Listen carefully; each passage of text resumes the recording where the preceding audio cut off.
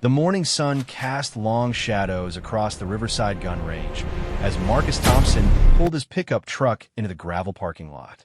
The familiar sound of gunfire echoed through the valley, a rhythmic percussion that had become the soundtrack of his weekends for the past 15 years. At 52, Marcus was a creature of habit, and Saturday mornings at the range had become as essential to his routine as his morning coffee. Marcus had been coming to this particular range since he was in his 20s, back when it was nothing more than a few makeshift targets nailed to hay bales and a rickety wooden shelter. Now, Riverside boasted state-of-the-art facilities, electronic target systems, and a clubhouse that served surprisingly good barbecue. But what Marcus loved most about the place wasn't the modern amenities, it was the people. The regulars at Riverside were a tight-knit group of shooting enthusiasts who had formed genuine friendships over years of shared Saturday mornings. There was Bill Henderson, a retired police sergeant who could still outshoot men half his age with his service revolver.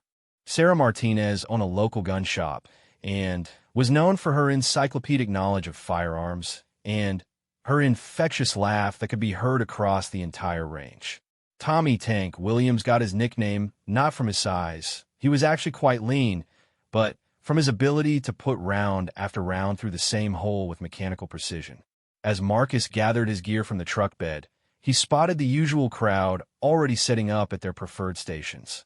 The morning air was crisp, and he could see his breath as he hefted his rifle case and ammunition box. The range had 25 shooting stations, but the regulars had claimed their territories years ago through an unspoken agreement that newcomers quickly learned to respect. "Morning, Marcus," called out Bill from Station 7, his preferred spot because it offered the best view of both the 100-yard and 200-yard targets. "You're running late today. Thought maybe you'd finally decided to sleep in like a normal person." Marcus chuckled as he made his way to Station 9, his lucky spot right next to Tank. "Had to stop by the hardware store. Linda's got me installing new shells in the garage, and you know how that goes, one trip turns into three." The mention of home improvement projects sparked a round of sympathetic groans from the assembled shooters. These men and women understood that range time was sacred, but they also understood the delicate negotiations required with spouses and family members to preserve that sacred time. Sarah looked up from her precision rifle setup, a custom-built .308 that she'd been tinkering with for months. "At least Linda lets you come out here every weekend. My husband's been dropping hints about taking up couples cooking classes." She made an exaggerated, gagging gesture that sent ripples of laughter through the group.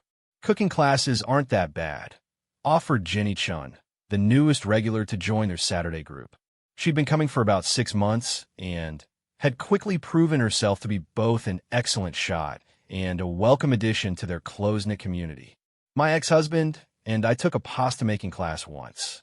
Turns out we were both terrible at it, but we laughed so hard that night that I forgot why I was mad at him."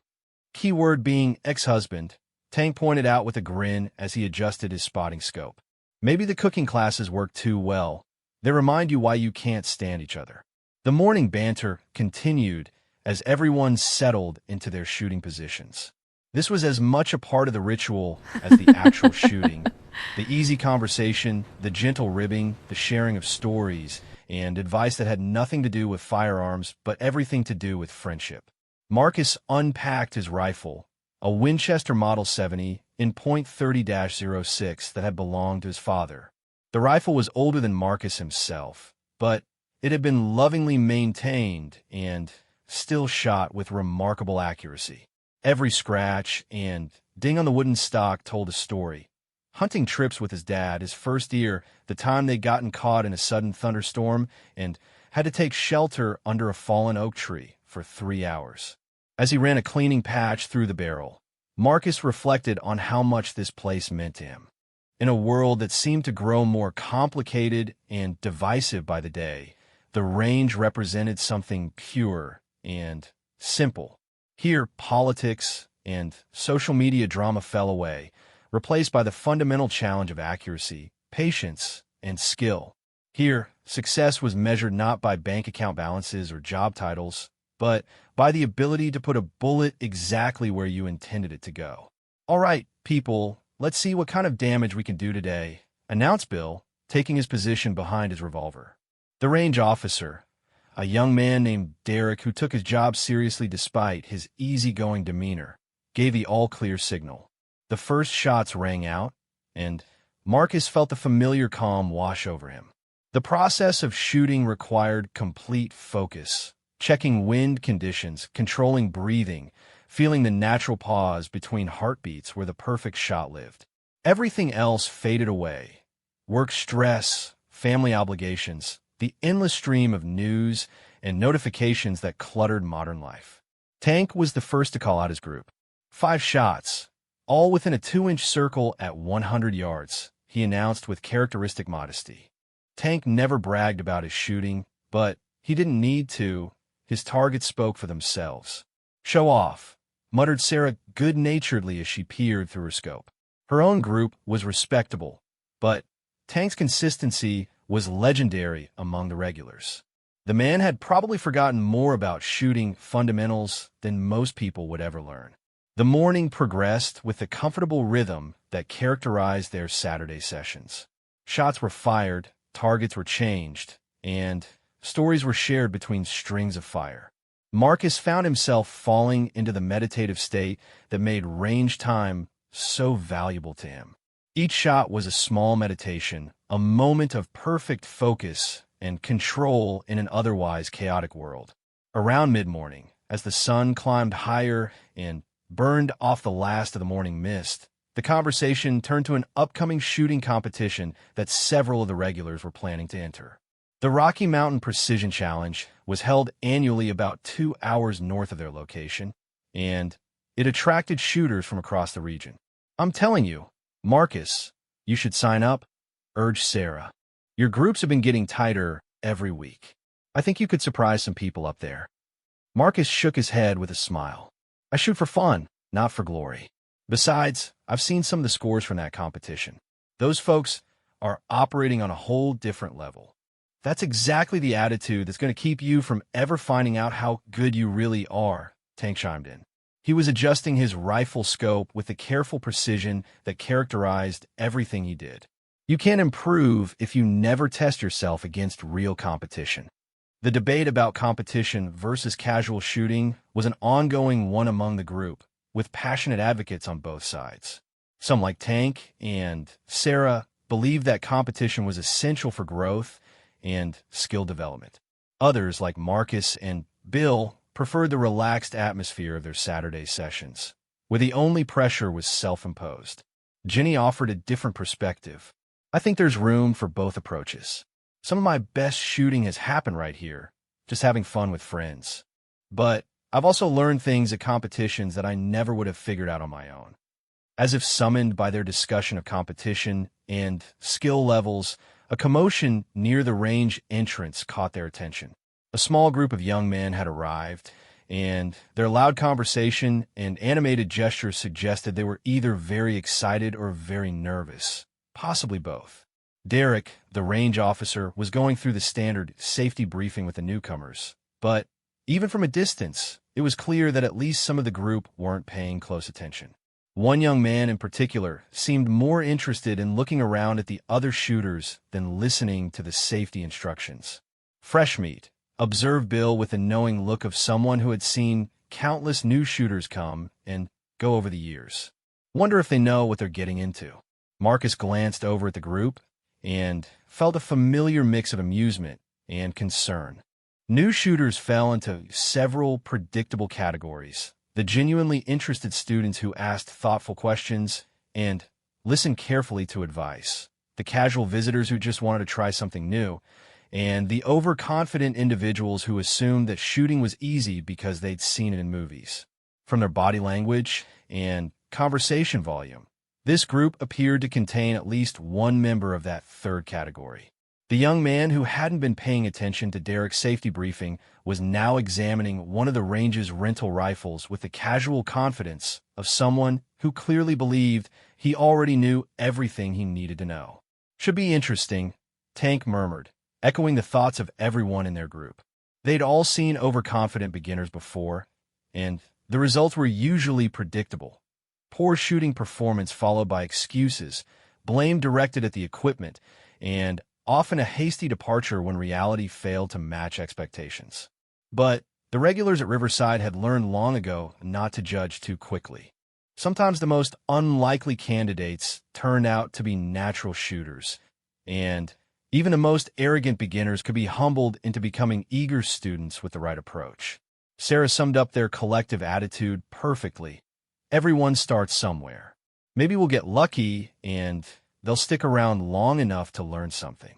As Derek finished the safety briefing and the new group began making their way to the firing line, the regulars returned their attention to their own shooting.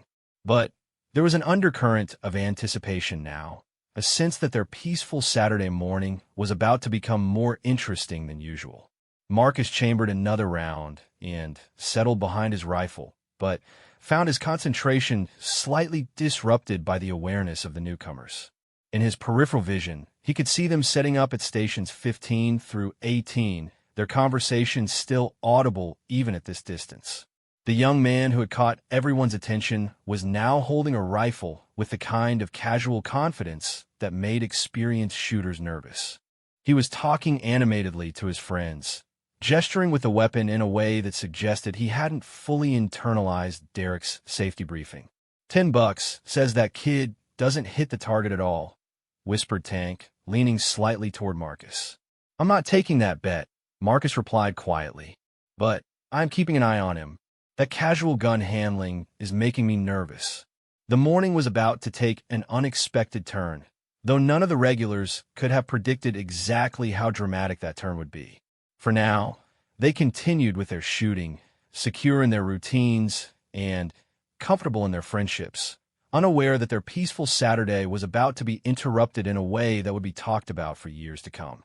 The sun continued its climb across the clear sky, and the sound of gunfire echoed through the valley, a familiar rhythm that spoke of tradition, skill, and the simple pleasure of hitting what you aim at. But change was coming to Riverside Gun Range, carried in the confident swagger of a young man who was about to learn that real shooting was nothing like what he'd seen in the movies. The young man's name was Brett Morrison, though none of the regulars knew this yet. To them, he was simply the overconfident newcomer who was currently making everyone nervous with his casual attitude toward firearm safety. Brett was 23 years old, fresh out of college with a business degree and a summer internship at his uncle's construction company. He'd convinced 3 of his friends to join him for what he called a real man's morning at the gun range. Brett's friends, Mike, Jason, and Chris, were considerably more nervous than their self-appointed leader.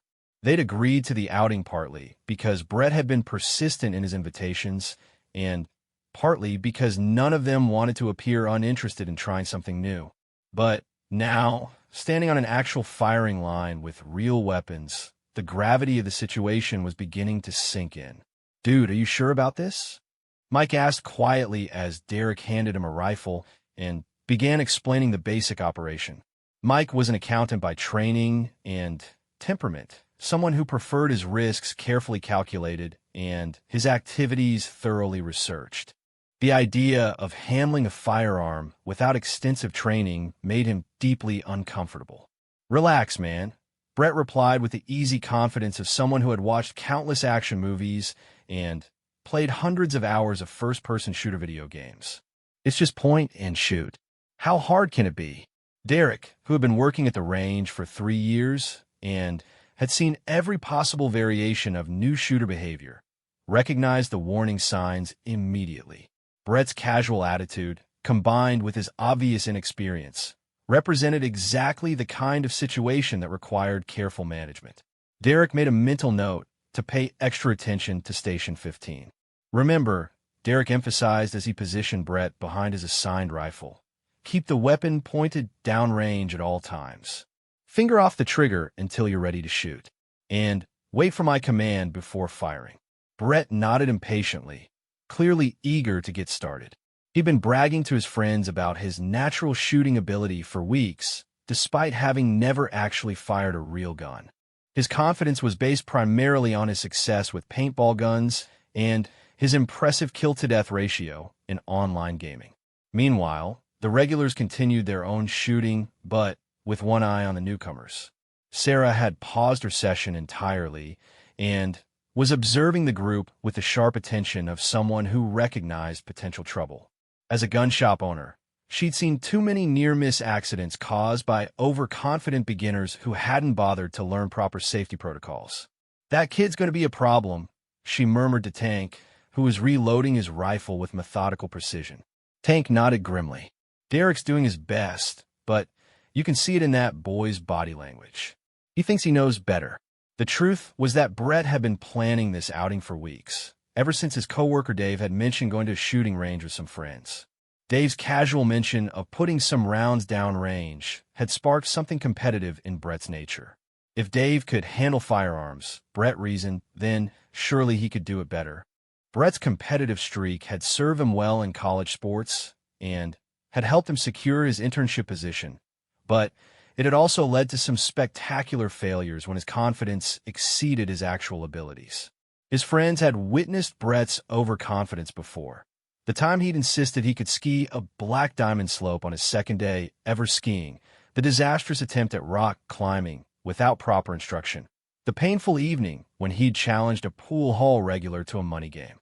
But those situations had only resulted in bruised egos and minor injuries.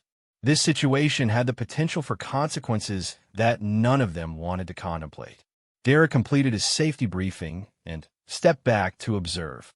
The range was now fully active, with shooters at stations spread across the firing line.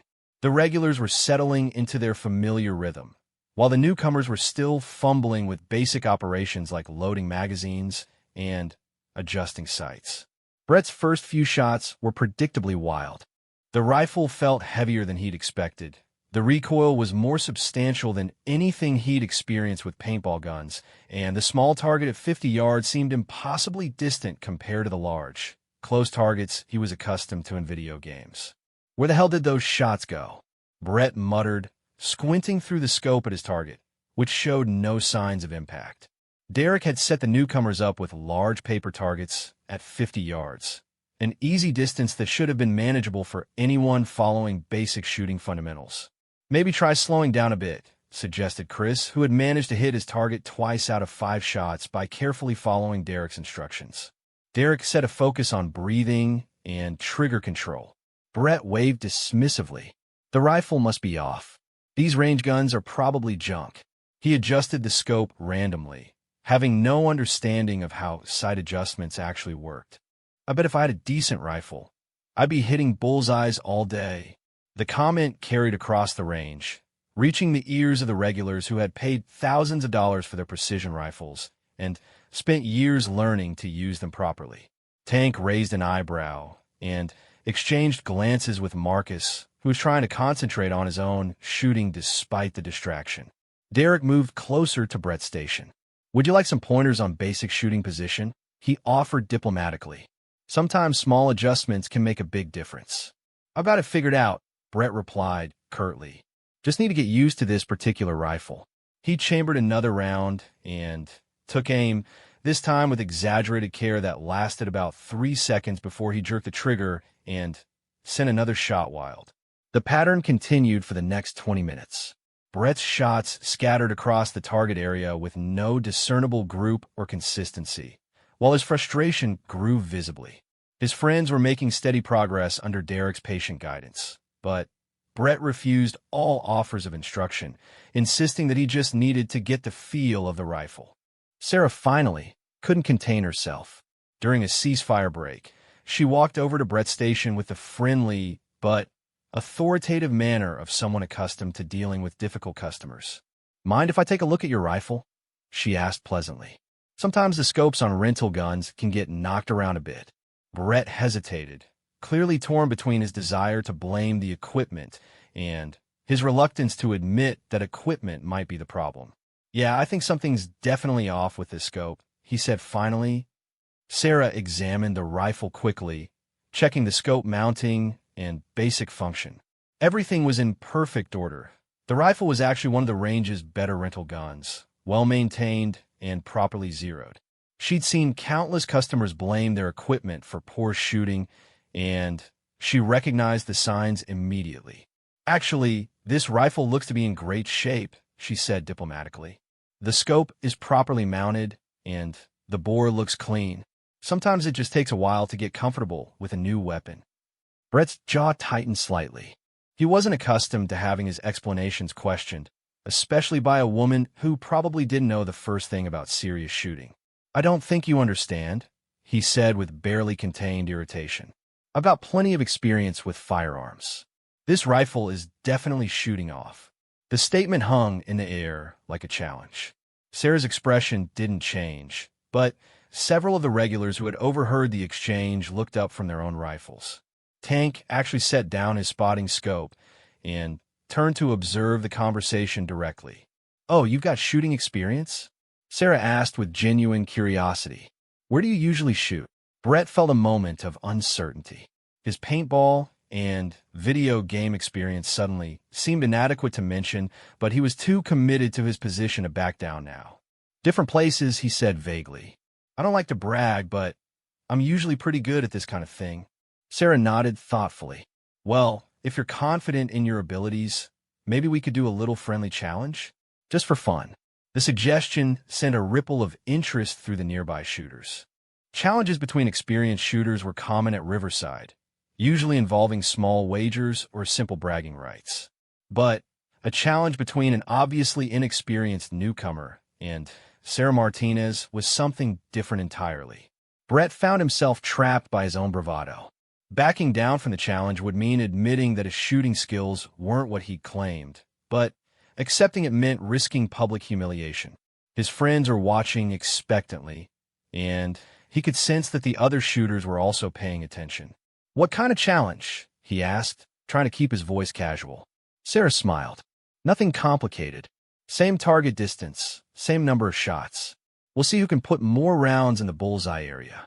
If you're as experienced as you say, it should be easy." Tank leaned over to Marcus and whispered, "This is going to be painful to watch."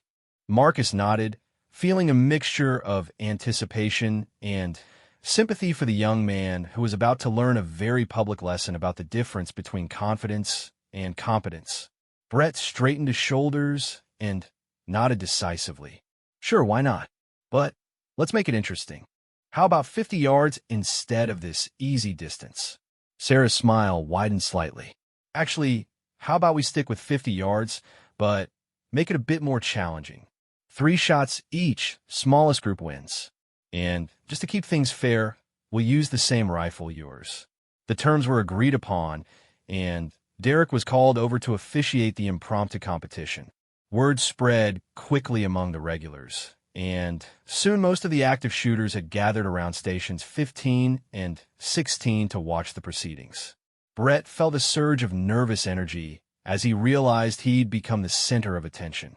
This wasn't how he'd imagined his morning going, but he was committed now. Besides, he reasoned, Sarah was probably just a decent casual shooter who'd gotten lucky with her previous groups. How good could she really be? The answer to that question was about to become very clear and very public. Brett was standing on the edge of a 40-second lesson in humility that would be talked about at Riverside Gun Range for years to come. Derek called for the range to go hot, and the challenge was officially underway. Brett would shoot first, followed by Sarah, with both shooters using his rental rifle to ensure fairness. The crowd of regulars settled in to watch what promised to be either an upset of epic proportions or a masterclass in the importance of actual experience over assumed ability. The morning sun was now fully overhead, casting sharp shadows across the range and illuminating what was about to become one of the most memorable moments in Riverside Gun Range history. The silence that fell over Riverside Gun Range was unlike anything the regulars had experienced before. It wasn't the respectful quiet that accompanied precision shooting or the tense pause before a difficult shot. This was the heavy silence of collective embarrassment, punctuated only by the distant sound of wind through the valley and the occasional nervous shuffle of feet on gravel. Brett stood frozen behind the rifle, staring downrange at his target through the scope. His 3 shots, fired with what he had believed was careful precision, had produced a group that could generously be described as scattered.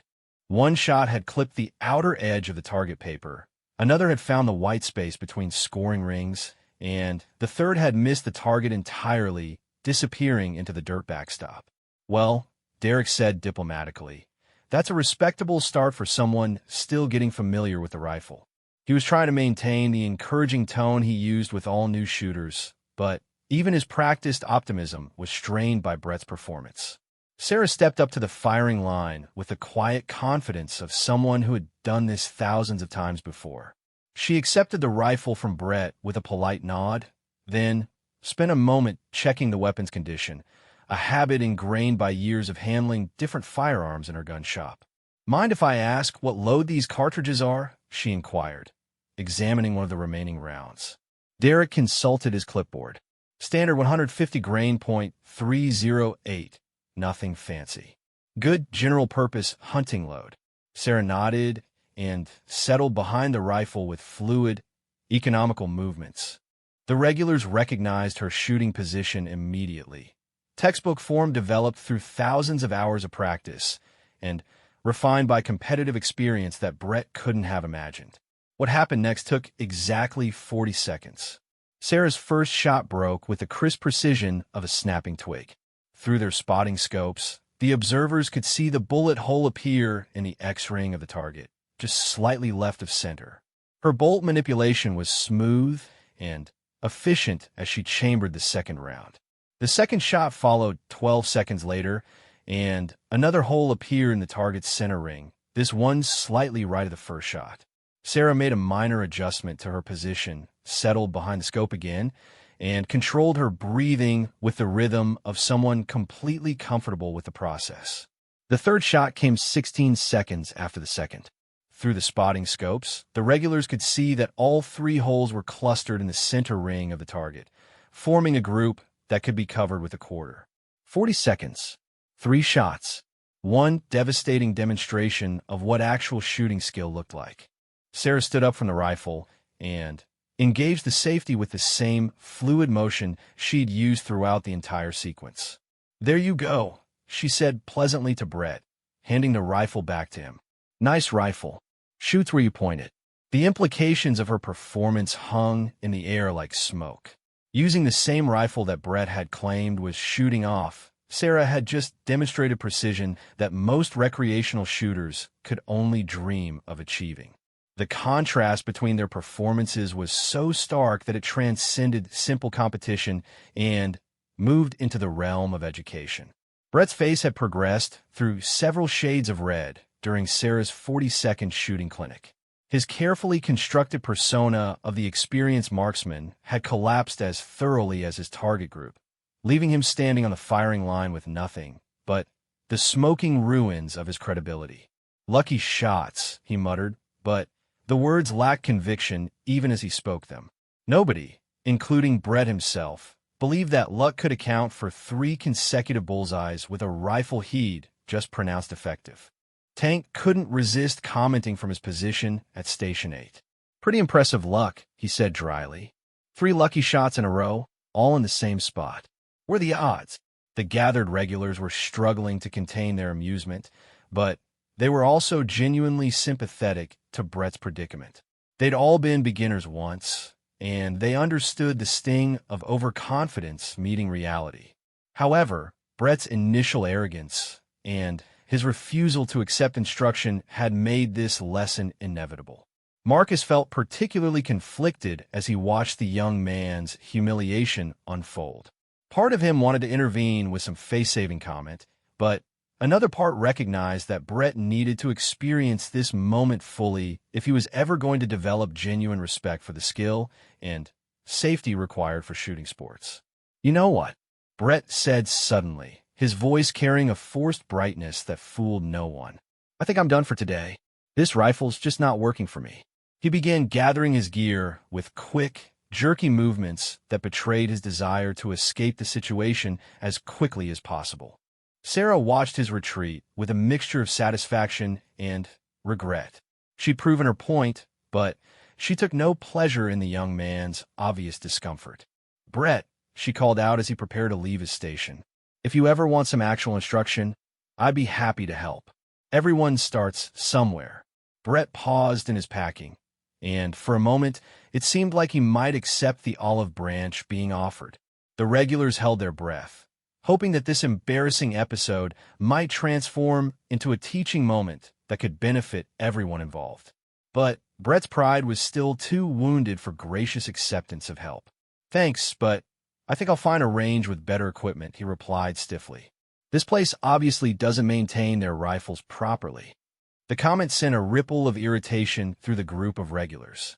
Questioning the range's equipment maintenance was insulting not only to Derek and the range management, but to everyone who regularly shot there and knew the quality of the facilities. Tank's expression hardened visibly. "Son," he said in a voice that carried decades of authority, "there's nothing wrong with this range or its equipment. The only thing that needs maintenance here is your attitude." The rebuke was delivered with quiet firmness, but it carried the weight of Tank's reputation and the collective disapproval of the entire group. Brett found himself facing not just one critic, but a united front of experienced shooters who had witnessed his performance and found his excuses lacking.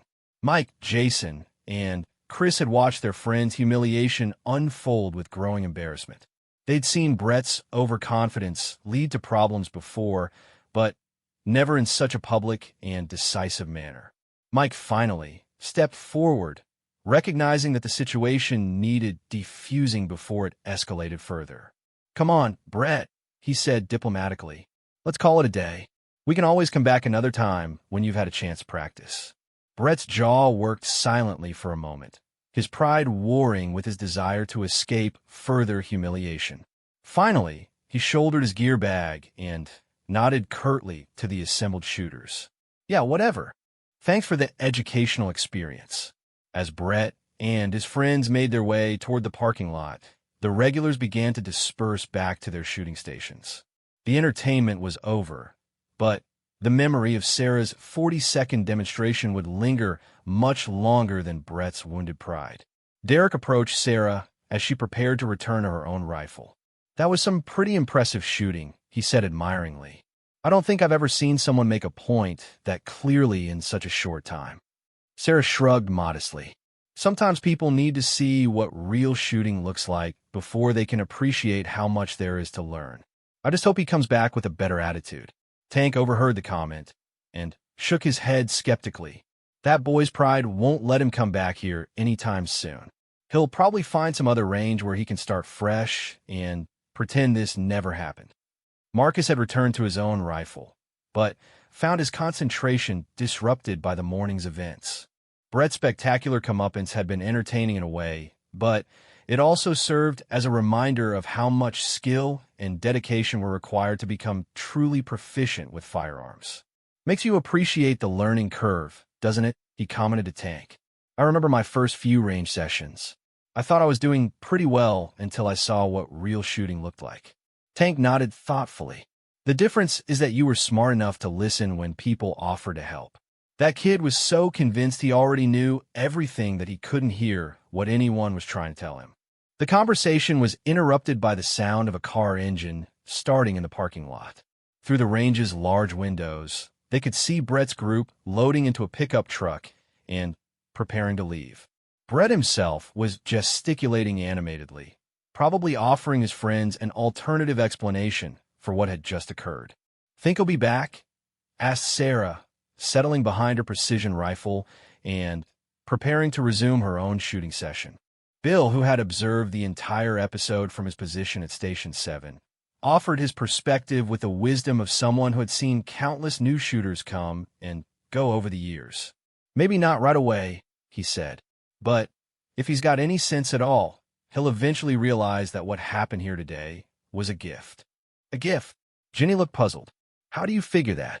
"Because he learned something important without anyone getting hurt," Bill explained. "Better to have your ego bruised than to go through life thinking you know more than you actually do, especially when it comes to something as potentially dangerous as firearms." As Brett's truck pulled out of the parking lot and disappeared down the valley road, the range gradually returned to its normal weekend rhythm. The regulars resumed their shooting, their conversation, and their easy camaraderie that had been temporarily disrupted by the morning's drama. But the story of Brett Morrison's 42nd education at Riverside Gun Range was far from over. Within hours, the tale would begin spreading through the local shooting community, growing in the telling as all good stories do. By evening, it would be shared in gun shops and over dinner tables throughout the region. Sarah's demonstration had lasted only 40 seconds, but it had created a legend that would endure for years. Every new shooter who came to Riverside would eventually hear about the overconfident young man who had challenged Sarah Martinez and learn the difference between confidence and competence in the most public way possible. The morning sun climbed higher over the valley, and the familiar sound of gunfire resumed its steady rhythm. Marcus found his concentration returning as he settled behind his father's old Winchester and prepared to fire his next group. The range felt peaceful again, restored to its proper purpose of skill development and friendship. Derek made a note in his incident log about the morning's events, though he classified it as educational demonstration rather than any kind of problem. He learned something, too, about the importance of humility in shooting sports and the value of experienced mentors who knew how to make their points effectively. Tank fired his next 5-shot group and called out the results to his friends. 5 shots, 1¼ inches at 100 yards, he announced with typical understatement. It was excellent shooting by any standard, but after Sarah's performance, it seemed almost routine. Show off, Sarah called back with a grin, then settled behind her own rifle to continue working on her precision loads. She'd returned to her normal shooting routine, but she couldn't shake the memory of Brett's shocked expression when her shots had clustered in the center of his target. The range settled into its familiar weekend rhythm, but with an added layer of satisfaction that came from witnessing a perfectly delivered lesson in the importance of respect. Respect for the sport, respect for safety, and respect for the knowledge and experience of others. By the time the regulars packed up their gear and headed home that afternoon, Brett Morrison had become part of Riverside Gun Range folklore. His name would be forgotten within a few weeks, but his story would live on as a cautionary tale about the dangers of overconfidence and the spectacular effectiveness of a well-timed demonstration by someone who actually knew what they were doing. The laughter that had filled the range that morning had ended abruptly in those 40 seconds when Sarah Martinez quietly and efficiently demonstrated what real shooting looked like. But new laughter would come, built on friendship, shared learning, and the kind of mutual respect that Brett had been too proud to recognize when it was offered to him.